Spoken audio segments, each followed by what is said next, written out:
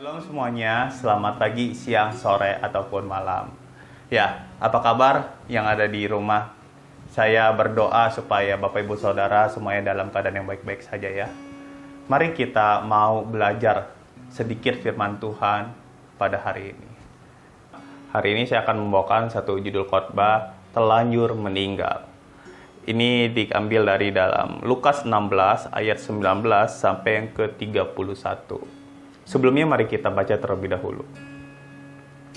Lukas 16 ayat yang 19 dikatakan, ada seorang kaya yang selalu berpakaian jubah ungu dan kain halus, dan setiap hari ia bersukaria di dalam kemewahan.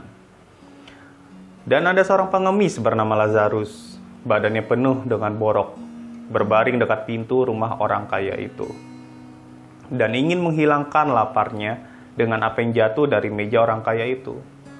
Malahan anjing-anjing datang dan menjilat-jilat boroknya. Kemudian matilah orang miskin itu, lalu dibawa oleh malaikat-malaikat ke pangkuan Abraham. Orang kaya itu juga mati, lalu dikubur. Dan sementara ia menderita sengsara di alam maut, ia memandang ke atas, dan dari jauh dilihatnya Abraham, dan Lazarus duduk di pangkuannya. Lalu ia berseru, katanya, Bapa Abraham, kasihanilah aku. Suruhlah Lazarus supaya ia mencelupkan ujung jarinya ke dalam air dan menyejukkan lidahku. Sebab aku sangat kesakitan dalam nyala api ini. Tetapi Abraham berkata, Anak, ingatlah bahwa engkau telah menerima segala yang baik sewaktu hidupmu, sedangkan Lazarus segala yang buruk. Sekarang dia mendapat hiburan dan engkau sangat menderita. Selain daripada itu, di antara kami dan engkau terbentang jurang yang tidak terseberangi, supaya mereka yang mau pergi dari sini kepadamu, ataupun mereka yang mau datang dari situ kepada kami tidak dapat menyeberang. Kata orang itu, kalau demikian, aku minta kepadamu Bapa, supaya engkau menyuruh dia ke rumah ayahku. Sebab masih ada 5 orang saudaraku, supaya ia memperingati mereka dengan sungguh-sungguh, agar mereka jangan masuk kelak ke dalam tempat penderitaan ini. Tetapi kata Abraham, ada pada mereka kesaksian Musa dan para nabi. Baiklah mereka mendengarkan kesaksian itu. Jawablah orang itu, tidak Bapak Abraham. Tetapi jika ada seorang yang datang dari antara orang mati kepada mereka, mereka akan bertobat. Kata Abraham kepadanya, jika mereka tidak mendengarkan kesaksian Musa dan para nabi, mereka tidak juga akan mau diyakinkan sekalipun oleh seorang yang bangkit dari antara orang mati. Demikian firman Tuhan. Ya saudara, menarik sekali ya saudara. Mungkin Bapak Ibu Saudara di rumah udah sering ya membaca firman Tuhan yang satu ini. Nah tapi ada pelajaran penting di dalam kisah ini Bapak Ibu Saudara. Paling tidak pelajaran pertama yang kita bisa ambil dari kisah ini adalah setiap orang pasti akan meninggal. Setiap orang pasti akan meninggal. Mau kita berlimpah atau kita bokeh, pasti kita akan meninggal. Setiap orang pasti akan menghadapi yang namanya kematian. Di dalam Khotbah 3 ayat yang kedua dikatakan, ada waktunya untuk lahir, ada waktu untuk meninggal. Dalam Ibrani 9 ayat 27 dikatakan seperti ini. Dan sama seperti manusia ditetapkan untuk mati hanya satu kali saja, dan sesudah itu dihakimi. Jadi suka nggak suka kita juga pasti akan menghadapi yang namanya kematian Bapak Ibu Saudara. Seorang penulis saudara di dalam bukunya, di bukunya itu Pastor Annual gitu judulnya, Crabtree. Beliau di dalam buku itu ditulis seperti ini. Diperkirakan 60 juta orang atau 2 orang setiap 1 detik itu meninggal setiap tahunnya. Ngeri ya angkanya. Namun banyak orang yang hidup dengan menyangkali kematian. Berpikir kayaknya itu bisa hidup abadi gitu. Saudara, ini berkaitan dengan hidup daging kita ya. Bagian hal yang fana di dalam diri kita. Karena kalau roh kita tentu adalah kekal. Contohnya adalah seorang yang menjadi Raja Prancis, Louis ke-15 ya kalau saya tidak salah. Nah, dari tahun 1715 hingga 1774 beliau memerintahkan. Nah, satu kali dia ada memerintahkan agar kematiannya itu tidak pernah diucapkan di hadapannya. Jadi dia berharap tuh semua orang nggak ngomongin tentang kematian di depan muka dia, gitu ya. Dan dia berusaha menghindari setiap tempat atau monumen yang mengisyaratkan kematian. Mungkin dia nggak ke kuburan kali, saya juga nggak tahu ya. Nah, cuman faktanya bahwa kematian tidak bisa dihindari. Semua orang pasti akan meninggal. Nah, orang kaya di dalam kisah yang sudah kita baca tadi, orang kaya di sini sudah terlanjur mati, Bapak Ibu Saudara. Sudah terlanjur meninggal. Dan baru akhirnya di sini dia sadar bahwa ternyata ada hal-hal yang seharusnya dilakukan di saat dia masih hidup. Dan penyesalan datangnya belakangan. Tentu kita perlu tahu ini adalah perumpamaan, tetapi Yesus tidak mungkin mengambil perumpamaan yang asal-asalan ya, Bapak Ibu Saudara. Nah, kata-kata seandainya itu sudah tidak berlaku lagi bagi si Lazarus ataupun si orang kaya ini, Bapak Ibu Saudara. Nah, untuk itu selagi kita masih hidup, baiknya kita juga memperkaya diri lewat firman Tuhan, sehingga iman kita juga kaya. Perumpamaan ini sebenarnya menekankan kontras antara si kaya dengan si miskin ya. Kontras di dunia apa? Si orang kaya ini hidup mewah, dia dihormati. Sementara Lazarus menderita, kelaparan, susah dia. Tapi kemudian ada kontras yang berbeda waktu mereka ke akhirat. Yang satu ke pangkuan Abraham, saudara.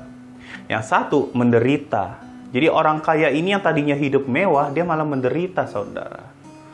Di neraka. Lalu kemudian Lazarus diterima di pangkuan Abraham di surga. Jadi perbedaannya kontras sekali. Baik waktu di dunia maupun juga waktu di surga, saudara. Nah, pangkuan Abraham dan Hades ini memang adalah nama-nama tradisional orang-orang Yahudi untuk tempat orang benar dan orang jahat di akhirat nanti. Seperti itu. Nah, pertanyaannya di sini adalah, di mana nih letak kesalahan orang kaya ini?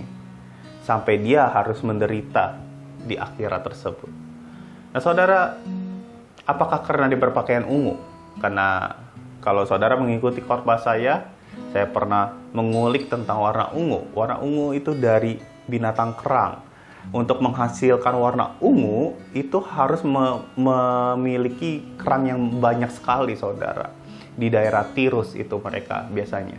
Nah, di daerah Tirus itu, di daerah pinggiran pantai itu, mereka ada kerang-kerang, lalu di setiap kerang itu satu kerang itu di lehernya bisa menghasilkan satu tetes cairan warna ungu atau gradasi ke biru gitulah.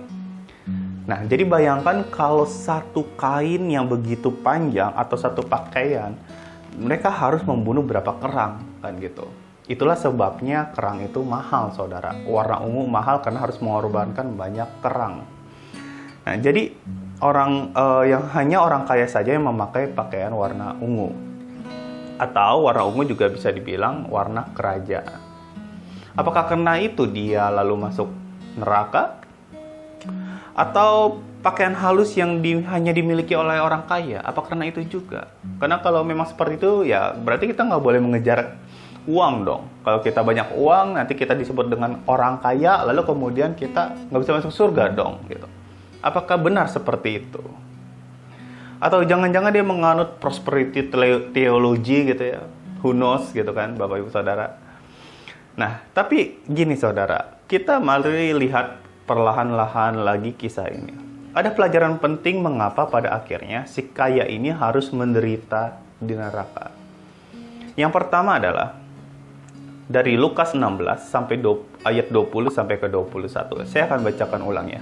Lukas 16 ayat 20 sampai ke 21.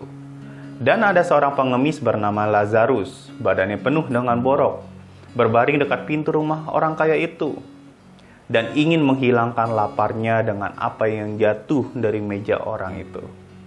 Orang kaya itu maksud saya. Malahan anjing-anjing datang dan menjilat boroknya. Jadi yang pertama saudara, si kaya ini terlambat memperhatikan keadaan Lazarus. Si kaya ini terlambat memperhatikan si miskin. saudaranya yang harusnya ditolong, saudara. Nah, Lazarus menunggu ada yang jatuh dari meja orang kaya itu. Artinya orang kaya ini sedikit pun tidak memberikan makanan kepada Lazarus. Dia nggak peduli banget.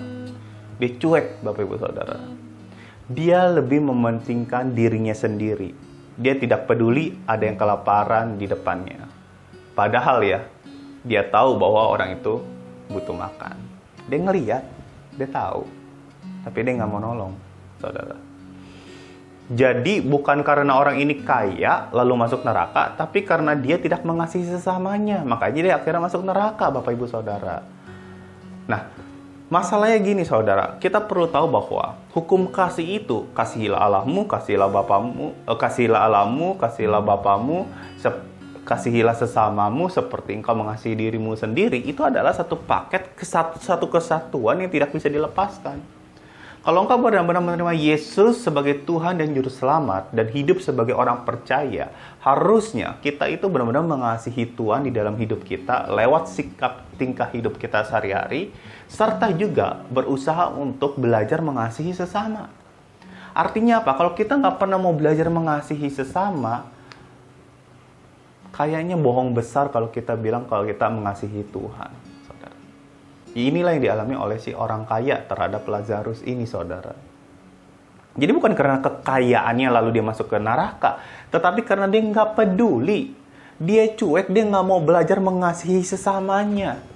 Mengasihi sesama adalah satu paket di mana dia mengasihi Tuhan. Kalau dia mengasihi sesama saja tidak, apalagi kepada pribadi yang tidak bisa dilihat, yaitu Tuhan itu sendiri, saudara. Nah, seringkali kita melupakan yang satu ini, saudara. Jadi masalah utamanya adalah orang kaya ini tidak mau belajar berbagi. Padahal dia punya banyak. Oh, bagi orang kaya ini Lazarus itu kayak orang luar. Bukan kayak kalangannya sendiri gitu loh saudara. Bukan kayak saudaranya sendiri gitu loh saudara. Nah itulah sebabnya mungkin dia cuek terhadap Lazarus. Karena dia ngerasa kayak, gue gak ada tanggung jawab untuk memberikan dia makanan gitu. Di dalam Lukas 12 ayat 48 yang ke B, yang B maksud saya, dikatakan seperti ini, saudara. Setiap orang yang kepadanya banyak diberi, daripadanya akan banyak dituntut. Dan kepada siapa yang banyak dipercayakan, daripadanya akan lebih banyak lagi dituntut. Nah, di dalam terjemahan The Message, saudara, ini menarik sekali. Karena ayat ini dikatakan seperti ini. Great gift mean great responsibilities. Greater gift, greater responsibilities. Nah, ini mirip sekali dengan quote Spider-Man. Ya, mungkin penulis dari Spider-Man ini yang bikin naskahnya dalam komik Spider-Man kayaknya ngambil dari ayat ini, saudara. Ada quote dari Spider-Man kan dia bilang kayak gini, with great power comes great responsibility.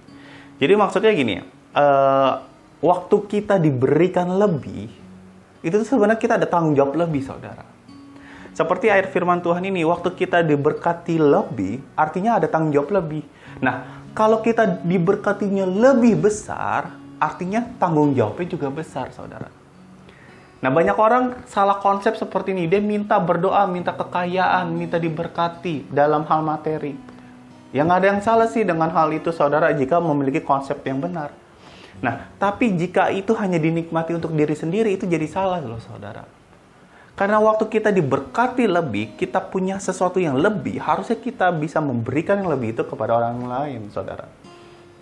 Karena berkat lebih artinya tanggung jawabnya juga lebih. Kalau berkatnya lebih besar, tanggung jawabnya juga lebih besar, saudara. Di dalam ayat yang lain, saudara, di dalam Roma 12 ayat 6 sampai ke 8 dikatakan gini. Demikianlah kita mempunyai karunia yang berlain-lainan, menurut kasih karunia yang dianugerahkan kepada kita. Jika karunia itu adalah untuk bernubuat, baiklah kita melakukannya sesuai dengan iman kita. Jika karunia untuk melayani, baiklah kita melayani. Jika karunia untuk mengajar, baiklah kita mengajar. Dan seterusnya sampai ayat yang ke-8, Bapak Ibu Saudara. Nah, di sini Paulus tuh lagi mau negesin loh, saudara. Dan ini senada dengan apa yang dikatakan di dalam Lukas tadi, saudara. Lukas 12 ayat 4. Bahwa Paulus menegaskan bahwa kalau kita punya karunia yang lebih di dalam melayani, ya kamu melayani dong. Kalau kamu punya karunia lebih di dalam mengajar, ya kamu ngajar dong.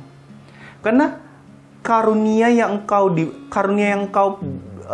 miliki itu tanggung jawab dari Tuhan loh. Dan engkau juga harus bisa belajar menyalurkannya kepada orang lain. Juga termasuk adalah harta. Apa yang lebih dari kita? Kita punya tanggung jawab untuk menyalurkannya ke orang-orang sekeliling kita. Saudara, jika saudara berdoa, minta berkat yang besar kepada Tuhan, saudara juga harus siap untuk memberi karena tuntutannya lebih besar daripada sebelumnya. Di dalam Kejadian 12 ayat yang kedua dikatakan seperti ini. Aku akan membuat engkau menjadi bangsa yang besar dan memberkati engkau, serta membuat namamu masyhur dan engkau akan menjadi berkat. Tuhan lagi ngomong kepada Abraham pada saat itu, saudara. Tujuan Tuhan memberkati Abraham adalah untuk menjadi berkat, bukan sekedar membuat Abraham itu menjadi kaya, Bapak Ibu Saudara. Karena di ayat Kejadian 12 ayat 2 yang sudah kita baca tadi, aku memberkati engkau, namamu masyhur, sehingga engkau akan menjadi berkat. Hidup kita harusnya bisa berbuah, Bapak Ibu Saudara. Nah, seringkali kita selalu memosisikan diri kepada orang yang butuh bantuan. Padahal ya kalau kita mau jujur ya saudara, masih banyak orang yang di bawah kita yang butuh bantuan kita. Apalagi di situasi seperti ini saudara. Orang ya makin ekonomi makin lemah, di situasi seperti ini dia akan makin kegencet loh dalam perekonomiannya. Mereka butuh bantuan orang-orang yang mampu. Dan saya percaya kalau Bapak Ibu Saudara masih bisa makan, saudara termasuk mampu loh saudara. Jadi kalau kita mau berkata, hidupmu susah, masih banyak yang lebih susah. Mari kita belajar untuk menolong orang lain, saudara. Lagi pula, saat kita mampu memberi di saat kita lagi susah, itu membuktikan ada kasih Yesus di dalam diri Bapak Ibu Saudara. Amin. Yang kedua, si kaya ini, saudara, terlambat memperhatikan kehidupan setelah kematian. Di dalam Lukas 16 ayat yang ke-24 dikatakan seperti ini. Lalu ia berseru, katanya, Bapa Abraham, kasihanilah aku. Suruhlah Lazarus supaya ia mencelupkan ujung jarinya ke dalam air dan menyejukkan lidahku. Sebab aku sangat kesakitan di dalam nyala api ini. Saudara, orang kaya ini ternyata waktu di neraka dia kesakitan begitu rupa, saudara. Waktu di dunia dia terlambat memperhatikan bahwa ada kehidupan setelah kematian. Ada dua pilihan dalam kekekalan, surga dan neraka. Dia nggak perhatiin tuh, dia nggak mikirin itu tuh saudara. Udah terlanjur meninggal aja udah. Nah, orang kaya ini udah terlanjur mati, maka akhirnya tidak ada kesempatan yang kedua. Sebenarnya di sisi lain ya saudara, kalau kita mau adil dan mau jujur, sebenarnya peringatan ini juga tidak hanya ditujukan kepada orang kaya, tapi juga kepada Lazarus atau orang yang miskin ini saudara. Kenapa saudara? Karena jangan sampai dia sudah menderita di bumi, akhirnya juga menderita di neraka, di akhirat nanti saudara. Nah, untuk itu, di sini kita bisa belajar bahwa fokus kita di dalam kehidupan seharusnya kepada harta di surga, bukan yang di bumi ini saudara. Tindakan kita ini harusnya selalu berkaitan dengan apa yang Tuhan perintahkan jika fokus kita hanya ke surga. Dan kalau kita fokusnya ke surga, kita mengerti betapa pentingnya dalam memberikan pengampunan kepada orang yang mungkin bersalah kepada kita. Betapa pentingnya menciptakan kedamaian di keluarga saudara, di tempat saudara bekerja, di lingkungan saudara bermain, dan dimanapun saudara berada. Penting di gereja bahkan saudara. Jangan sampai kita ngomporin mulu gitu kan. Melayani Tuhan dengan sukacita, itu juga penting saudara. Menjaga kekudusan, nah ini dia saudara. Menjaga kekudusan lewat perkataan serta juga perbuatan. Dan belajar mengendalikan diri Dan masih banyak lagi saudara. Maksud saya gini saudara, kalau fokus kita ke surga, maka apapun yang kita lakukan di bumi ini, fokusnya hanya melakukan perintah atau kehendak Bapa di sorga. Itu yang harusnya kita lakukan. Mengampuni, menciptakan kedamaian, menjaga kekudusan hidup, belajar mengendalikan diri, dan masih banyak lagi lainnya. Dan kita perlu belajar terus-menerus untuk satu hal yang ini. Amin saudara. Yang ketiga, si kaya ini terlambat memberikan teladan yang baik kepada 5 saudaranya. Mari kita baca di ayatnya. Dalam Lukas 16 ayat 27 sampai yang ke-28. Dikatakan seperti ini. Kata orang itu, kalau demikian, aku minta kepadamu Bapa, supaya engkau menyuruh dia ke rumah ayahku. Sebab masih ada 5 orang saudaraku, supaya ia memperingati mereka dengan sungguh-sungguh, agar mereka jangan masuk kelak ke dalam tempat penderitaan ini. Di sini si kaya akhirnya sadar bahwa ternyata hidup dia mempengaruhi banyak orang dan termasuk 5 saudaranya itu saudara. Dan dia sadarnya terlambat saudara. Udah terlanjur meninggal di sini saudara. Orang kaya ini baru sadar bahwa saudaranya ini butuh banget teladan, butuh banget mentor, pengajar yang baik. Kenapa? Karena sangat mungkin si orang kaya ini sadar bahwa baru ingat aja, oh iya, gue punya saudara-saudara ya, hidupnya kurang lebih kayak gue nih, mirip-mirip. Kalau mereka hidupnya seperti itu, nanti juga menderita nih seperti gue. Dan dia baru sadar setelah dia meninggal, saudara. Ya ini memang dalam bentuk perumpamaan, Bapak Ibu Saudara. Nah maksudnya itu gini saudara, seringkali kita tuh egois menikmati hidup kita hanya untuk diri kita sendiri sampai kita lupa bahwa hidup kita sebenarnya juga untuk orang lain Bapak Ibu Saudara. Kita ini hidup tidak sendirian, kita juga butuh orang lain dan harusnya kita juga bisa menjadi teladan bagi orang lain. Orang-orang di sekeliling kita itu butuh teladan dan penasehat yang baik dari seorang pengikut Kristus seperti Bapak Ibu Saudara dan juga saya. Sekalipun mungkin mereka bukan orang percaya. Kita nih saudara ya, kita nih nggak tahu siapa yang akan mati duluan, siapa yang akan meninggal duluan di antara orang-orang yang terdekat dengan kita. Contoh saya dengan orang tua saya. Mereka lebih tua daripada saya. Tapi kita nggak akan pernah tahu usia seseorang. Betul kan saudara? Nah untuk itu maksud saya seperti ini. Selagi kita masih hidup, selagi saudara mendengarkan khotbah ini, dan tentu khotbah ini juga untuk pribadi saya sendiri. Saudara, penting sekali menjaga hidup ini untuk memberikan teladan bagi orang lain, saudara. Jadi sehingga waktu kita meninggal nanti, waktu kita mati, kita dikenang sebagai seseorang yang pernah memberikan satu pelajaran hidup yang berharga di dalam dunia ini. Akan jauh berarti saudara, akan sangat jauh berarti jika hidup kita seperti itu saudara. Karena disadari atau tidak, hidup kita sebenarnya berpengaruh bagi orang-orang di sekeliling kita saudara. Orang kaya ini hidupnya berpengaruh bagi 5 saudaranya. Dan dia baru sadar waktu dia udah meninggal saudara. Dia baru sadar, oh iya gila, gue masih banyak nih saudara-saudara yang belum tobat. Ya seperti saya bilang tadi, hidupnya gak jauh beda nih sama gue. Sekarang mereka butuh pertobatan. Saya minta tolong dong Abraham. Tapi sayangnya semua udah terlanjur saudara. Saudara, Indonesia kekurangan role model. Kalau boleh jujur, banyak yang KKN. Karena memang mungkin itu yang diekspos. Karena bad news is good news bagi beberapa orang. Banyak yang KKN, banyak yang selingkuh, bahkan waktu rapat memiliki karakter yang buruk, tiduran, dan lain sebagainya, saudara.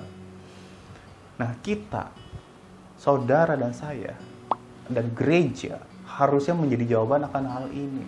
Harusnya kita bisa memberikan teladan yang baik, saudara, bagi orang-orang di sekeliling kita. Memberi itu tidak harus berupa materi, tetapi bisa juga dengan memberi teladan serta juga nasihat yang baik, Bapak Ibu Saudara. Jadi sekarang mari kita berpikir kembali, coba kita renungkan satu hal yang ini saudara.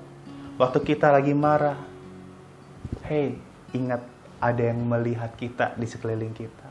Mungkin dia adalah anak kita, keponakan kita, pasangan kita, saudara kita, orang tua kita, atau jangan-jangan mungkin pembantu kita.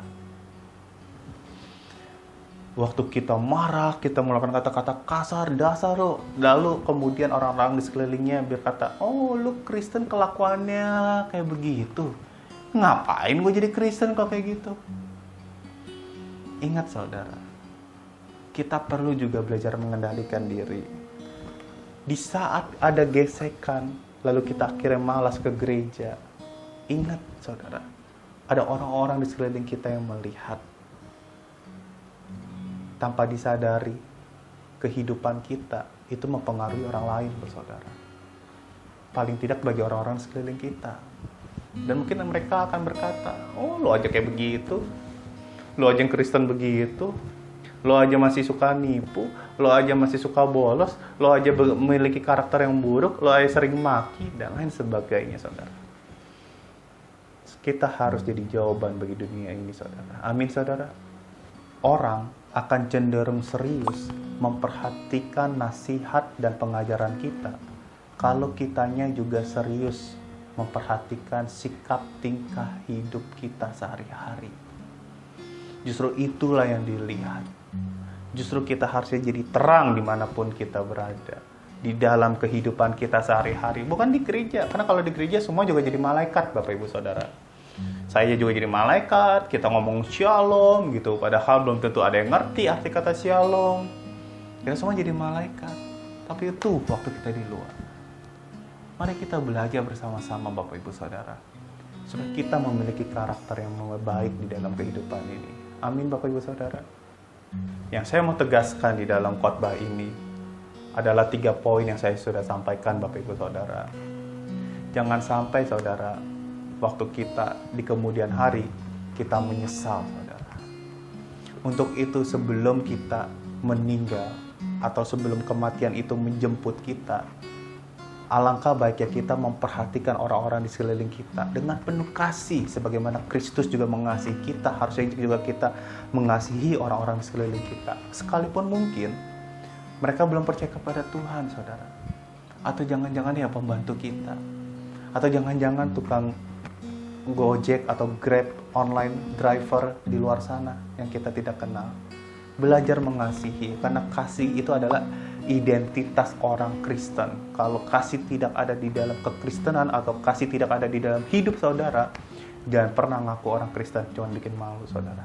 Yang kedua saudara, kita harus memikirkan kehendak Bapa di dalam dunia ini saudara. Artinya kita harus melakukan seluruh kehidupan, melakukan kehendak Bapa di dalam kehidupan ini. Belajar mengendalikan diri, fokus kita harusnya surga Bapak Ibu Saudara. Kalau kita fokus ya ke surga, maka kita sadar betapa pentingnya memberikan pengampunan, menciptakan kedamaian dimanapun kita berada, serta juga melayani Tuhan, menjaga kekudusan hidup, serta juga belajar mengendalikan diri.